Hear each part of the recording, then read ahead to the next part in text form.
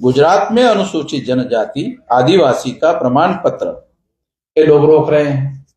मैं गुजरात सरकार को और गुजरात के एडमिनिस्ट्रेशन को चेतावनी देता हूं कि जो हमारे आदिवासी के लोग हैं, अगर उनको प्रमाण पत्र देने के लिए रुकावट डालने की कोशिश करेंगे तो उनके घरों पर हम लाखों लोगों का मोर्चा आदिवासियों का लेकर आएंगे और उनके घर का अगर भविष्य में नुकसान हो गया तो उसके लिए हम जिम्मेदार नहीं है।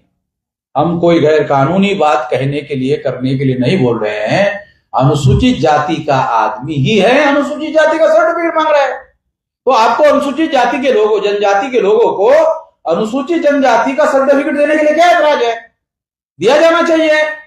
और वहां जिस इलाके में वो आदिवासी रहता है उस इलाके के ग्राम पंचायत को जो सरपंच है, सरपंच जो गांव का जो पंचायत है वो कॉन्स्टिट्यूशनल संस्था है, as per the provision of the constitution constitutional संस्था है। तो वो गांव के सरपंच से लिखो, इंक्वायरी करो, लिखो कि ये आदिवासी है क्या। अगर वो बोलता है तो सर्टिफिकेट दे दो, खत्म करो, सिंपल बात है। वो कॉन्स्टिट्यूशनल आदमी जो सरपंच होता है वो कॉन्स्टिट्यूशनल बॉडी है और कॉन्स्टिट्यूशनल बॉडी का वो सरपंच हो या सरपंच हो या ना हो, इलेक्टेड रिप्रेजेंटेटिव हो, और वो आपको लिखकर दे रहा है, तो लिखकर दे रहा है तो जिम्मेदारी ले रहा है। आप सबूत रखो कि फला आदमी के लिखकर देने के आधार पर हम इसको सर्टिफिकेट दे रहे हैं। अपने ऊपर लेने के बजाय उसके ऊपर जिम्मेदारी डालो, ले लो।